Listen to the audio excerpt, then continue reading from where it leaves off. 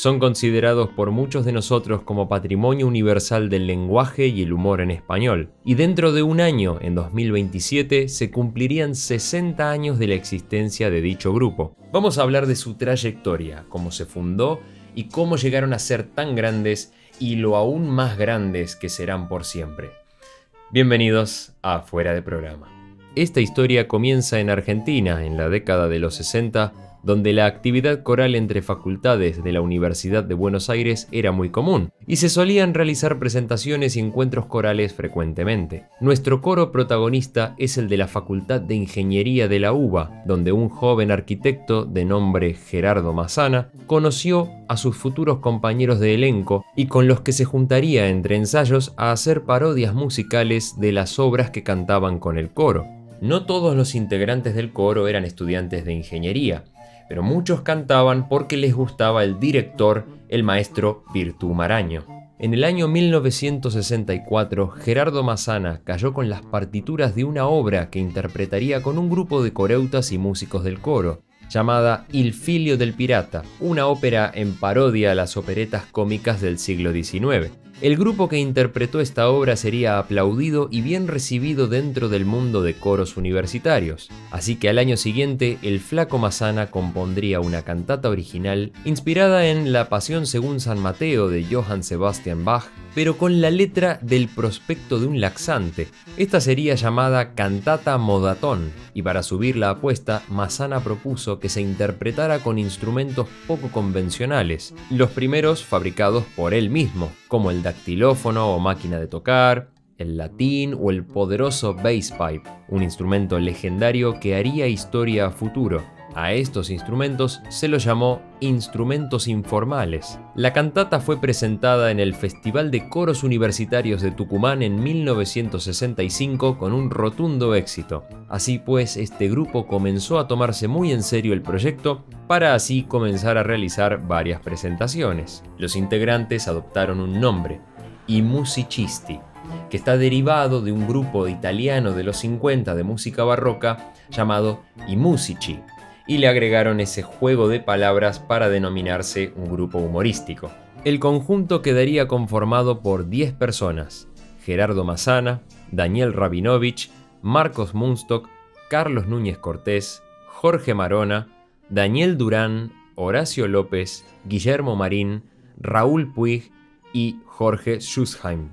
Con el tiempo la cantata tuvo que cambiar de nombre a Cantata Laxatón, y la repercusión de dicha obra les permitiría en el 66 presentar su primer espectáculo oficial titulado ¿Música? Sí, claro, en el Centro de Artes y Ciencias de Buenos Aires. Aquí ya tenemos un primer vistazo de lo que sería luego el personaje más representativo de Lelutier.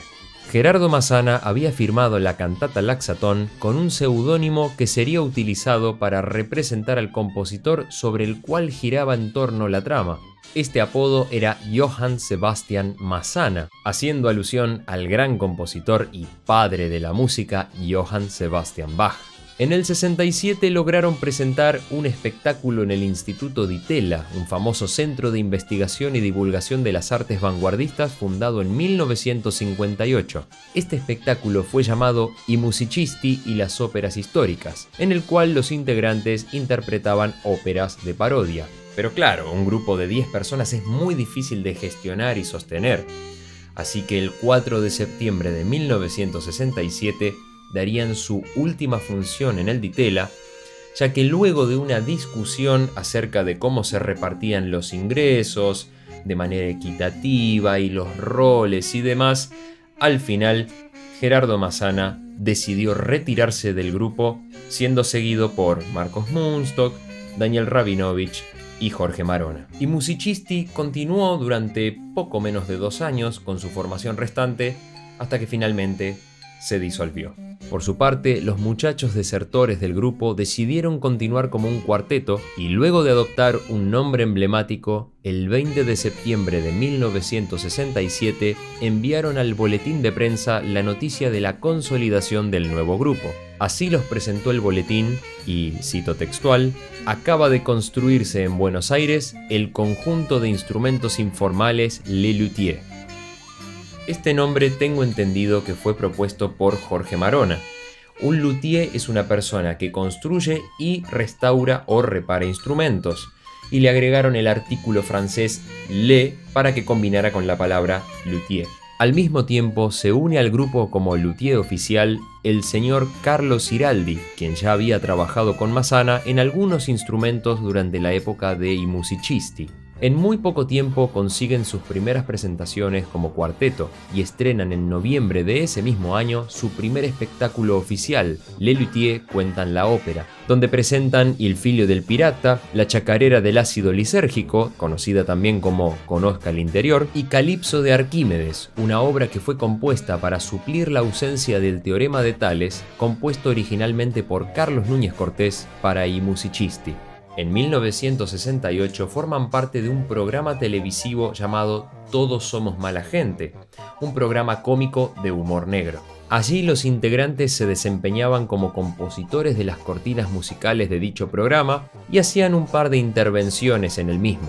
Todos menos Daniel Rabinovich, que ese año se tomó licencia para poder culminar sus estudios. Durante estas presentaciones es cuando se menciona por primera vez y queda registrado y consolidado el personaje más representativo del grupo. Marcos Mundstock había creado un personaje en 1961, mucho antes de la formación de I Musicisti, llamado Freddy Mastropiero. Era un personaje que él utilizaría para representar sus monólogos y momentos humorísticos, de nombre italo-yankee, ya que a Mundstock le sonaba bastante mafioso. De la unión del seudónimo de Massana y el personaje de Marcos Mundstock es que nace el famoso Johann Sebastian Mastropiero. En 1969 preparan el espectáculo llamado Blancanieves y los 7 pecados capitales. Para ello contaron con la ayuda de su viejo compañero de I Musicisti, Carlos Núñez Cortés, quien se había mantenido con el otro grupo ya que no estuvo presente en la discusión final de aquel 4 de septiembre de 1967. En el programa aparecería como Carlos Núñez de I Musicisti, irónicamente para cuando dicho grupo ya se había extinguido. Tras la disolución de I Musicisti, Núñez se integra al grupo como quinto integrante. A su vez, en 1969 ingresaría como músico contratado el maestro Carlos López Puccio, con quien estrenan el espectáculo Querida Condesa, que trata de las cartas enviadas por Mastropiero a la condesa Shortshot. En las temporadas de 1970 y 1971, López Puccio ingresa a Les Luthiers como sexto integrante. En 1971, en una temporada en Mar del Plata, el grupo conoce a un arquitecto especialista en jazz llamado Ernesto Acher, y es Marcos quien lo invita a reemplazarlo como relator, ya que él se estaba por tomar licencia. Así comienza una nueva etapa como sexteto, en la que presentan el espectáculo Les Luthiers Opus Pi. Ese mismo año lanzan su disco Sonamos pese a todo, que cuenta con la formación original sin Ernesto Acher. Este último, a finales del 71, fue integrado como miembro estable del grupo, y con la reincorporación de Marcos Mundstock en el 72, el grupo quedaría finalmente conformado como un septeto. A partir de ahora, los espectáculos que daban llevaban el nombre del año en el que se presentaban. Así continuaron con el Recital 72 y posteriormente con el Recital Sinfónico 72, que contó con la participación del Ensamble Musical de Buenos Aires, donde se interpretaron obras famosas como el Concerto Grosso a la Rústica o el concierto de Buxtorf. Ese mismo año también sale su segundo disco de estudio, Cantata Laxatón. Sin embargo, a pesar de los éxitos del grupo, Gerardo Massana comenzaba a tener problemas de salud, por lo que debía ausentarse de algunas presentaciones. En el año 1973 presentan el Recital 73, que tiene uno de los pocos registros videográficos de Massana en vivo con Les Luthiers.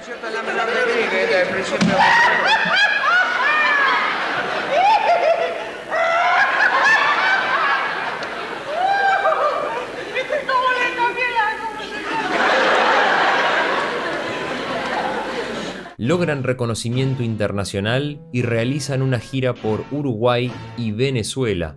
Gerardo logra ver el éxito de los comienzos de Les Luthiers, aunque su salud se deteriora rápidamente, y en varias presentaciones no podrá actuar. Su última intervención es en el volumen 3 de Lelutier, salido en septiembre del 73. En este disco aparece una obra que será marca registrada de Ernesto Acher, una obra monovocálica, o sea, que tiene un título que está escrito solamente con una vocal.